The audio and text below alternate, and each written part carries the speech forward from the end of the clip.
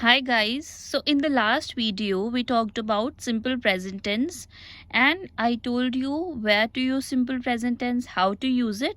We basically talked about the positive sentences. So today we will do negative and interrogative sentences. Negative sentences और interrogative sentences कैसे form करते हैं ये मैं आपको आज की वीडियो में बताऊंगी. सबसे पहले हम देखते हैं negative sentences.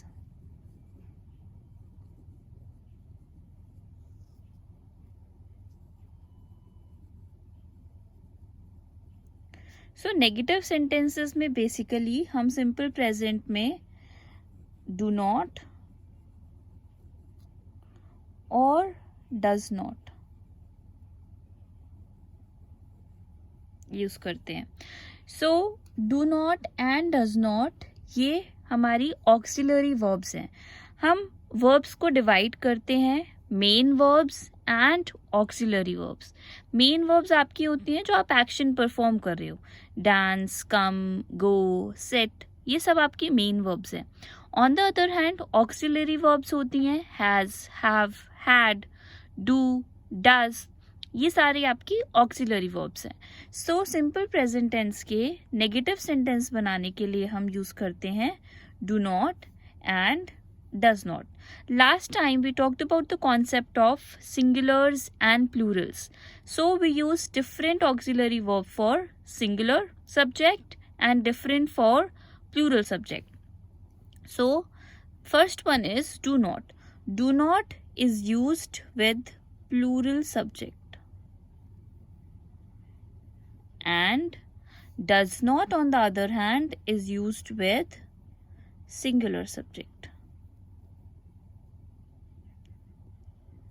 नाउ आपको याद होगा कि प्लूरल सब्जेक्ट कौन से होते हैं और सिंगुलर सब्जेक्ट कौन से होते हैं. वी, दे, यू, ये आपके प्लूरल के एग्जाम्पल्स हैं.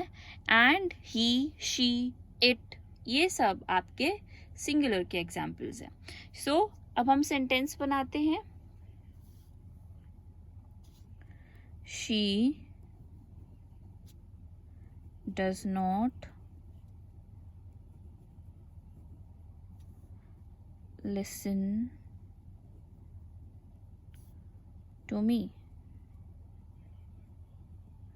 Now, she आपका सिंगुलर सब्जेक्ट है, इसलिए मैंने इसके साथ में does not यूज किया, वर्ब की फर्स्ट फॉर्म यूज करी and then this is your object. So इसकी फॉर्म क्या बनेगी? सब्जेक्ट प्लस डू और does not plus V1 and then your object. So ये आपकी फॉर्म है सब्जेक्ट प्लस डू और does not plus V1 plus object. एक और चीज़ जो आपको ध्यान रखनी है, when you are using does here, यहाँ पे जब आप does यूज़ कर रहे हो इसके साथ में आप s और es नहीं लगाओगे. with the main verb you don't have to use s और es, क्योंकि does कैसे बना है? do plus es is does. तो हमने यहाँ पे ऑलरेडी es लगा दिया. आपको मेन वर्ब में सिंगुलर्स के साथ s और es लगाने की ज़रूरत नहीं है. Next is plural subject. जब प्लूरल सब्जेक्ट हो, for example they do not eat junk food, कि वे जंक फूड नहीं खाते. तो अब दे आपका क्या है? प्लूरल सब्जेक्ट है और इसीलिए हमने दे के साथ में डू नॉट यूज करा है, डज नॉट यूज नहीं करा है. तो ये आपको ध्यान रखना है कि जब भी आप प्लूरल सब्जेक्ट यूज कर रहे हो तो सिंपल प्रेजेंट का नेगेटिव सेंटेंस बनाने के लिए आप डू नॉट यूज करोगे, और जब भी आप सिंगुलर सब्जेक्ट यूज कर रहे हो उस केस में आप डज नॉट यूज करोगे. फॉर एग्जाम्पल, वह मुझे नहीं सुनती, ये मेरी बात नहीं सुनती. So she does not listen to me. They do not eat junk food, वे जंक फूड नहीं खाते, राइट। सो नेक्स्ट है आपका interrogative sentences. First of all interrogative sentences होते कौन से हैं?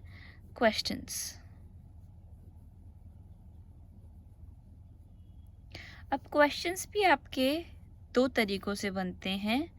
एक तो आपके क्वेश्चंस बनते हैं WH family, why, when, where, what, how, और दूसरे तरह के क्वेश्चंस जो होते हैं आपके वो होते हैं auxiliary verbs, do, does, did, has, have, had. तो जितने भी क्वेश्चंस इन सब से शुरू होंगे तो वो कौन से क्वेश्चन है? Questions that begin with auxiliary verbs, और questions could also begin with WH family. Now, simple present के, we are talking about simple present right now.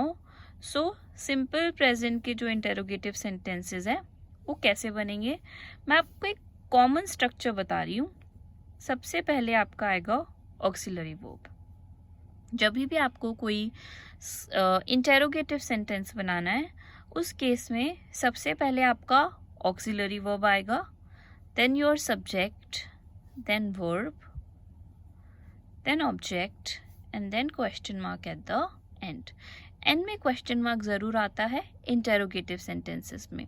सो ये आपका एक कॉमन स्ट्रक्चर है जो आप सभी टेंसेस में यूज़ कर सकते हो, बट आपका डिफरेंस क्या होगा? ऑक्सिलरी वर्ब डिफरेंट होगी और आपकी जो वर्ब की फॉर्म्स लगती है हर टेंस में वो आपकी डिफरेंट हो सकती है।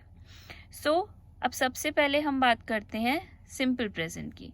सो सिंपल प्रेजेंट में जैसे अभी मैंने आपको पहले भी बताया है, we use do and does as auxiliary verbs. So हमारी जो सिंपल प्रेजेंट की ऑक्सिलरी वर्ब्स हैं वो क्या है? डू है और डज है। सो अगेन डू को हम यूज करते हैं प्लूरल के साथ और डस को हम यूज करते हैं सिंगुलर सब्जेक्ट के साथ, राइट। अगर हम इसको फॉर्म के हिसाब से करें तो सबसे पहले आपका क्या आएगा? Auxiliary verb. चलो ऑक्सिलरी वर्ब ने हमने ले ली does, then your subject she, then your verb eat mangoes.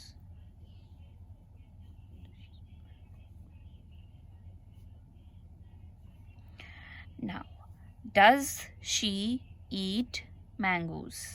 क्या वो आम खाती है? So, आपके जो do और does उसका मीनिंग क्या होता है? क्या, ठीक है। अब आप उससे उसका रेगुलर एक्शन के बारे में पूछ रहे हो तो उसमें आप सिंपल प्रेजेंट टेंस ही यूज करोगे। क्या आप मार्केट जाते हो? So, do you go to market?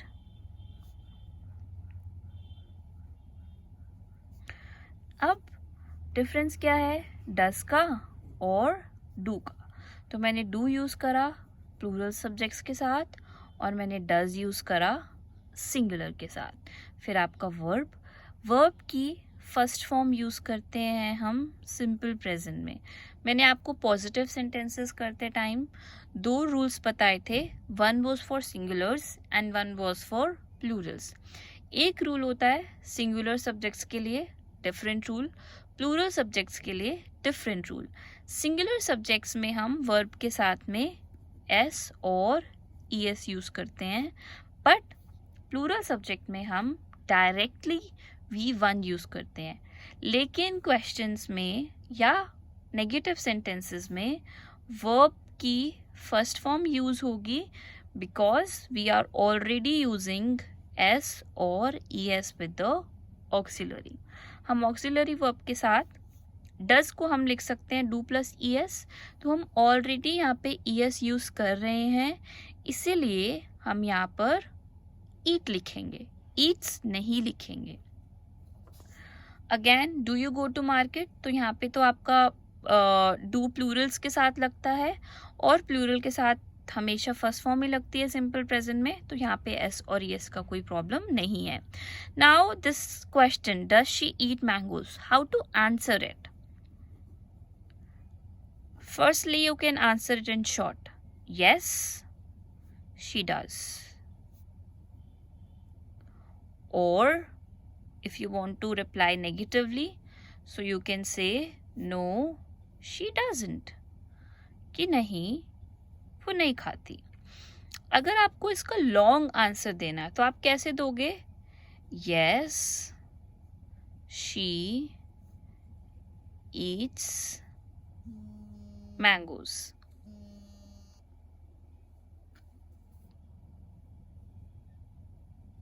Okay अब आपके माइंड में शायद ये क्वेश्चन आ रहा होगा कि ये ईट्स क्यों हुआ. जब हम इसको आंसर कर रहे हैं तो ये आपका दोबारा से कौन सा सेंटेंस बन गया? Positive sentence, right? तो पॉजिटिव में हम अगेन वही रूल अप्लाई करेंगे. सिंगुलर है शी, तो इसके साथ हमने एस दोबारा से लगा दिया. यहाँ पे क्वेश्चन था, डज था, इसीलिए हमने इसके साथ में एस और यस नहीं लगाया था. बट यहाँ पे आप आंसर कर रहे हो, that means this is your positive sentence now. That's why I have added s, because the subject is singular है. ओके, सो हमारे पास ये 3 वेज हैं इस क्वेश्चन को आंसर करने के लिए. First one is short type, yes she does, or negative, no she doesn't, and this is a long answer type, yes she eats mangoes. Okay, now next is do you go to market? So again, yes I do, or no I don't, or again full answer, yes I go to market. Okay, अब हम इससे WH family का भी question बना सकते हैं. जैसे मेरे को पूछना है कि आप कहाँ रहते हैं, सो उसमें कैसे आएगा? सबसे पहले आएगा वेयर. अब बहुत सारे लोग ऐसे बना देते हैं where you live. This is not a correct question, because आपको WH फैमिली के बाद ऑक्सिलरी वर्ब ऐड करना है. So it will be where do you live, right.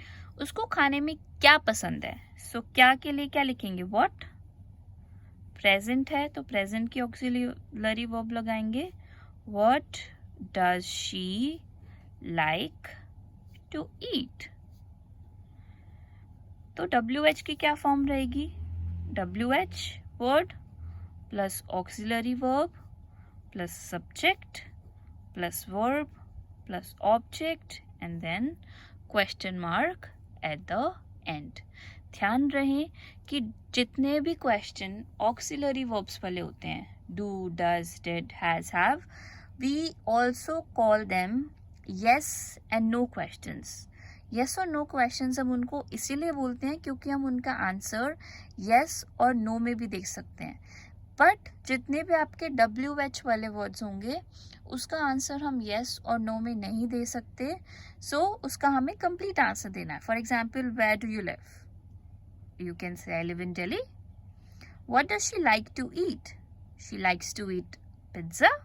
So this is how you have to answer it completely.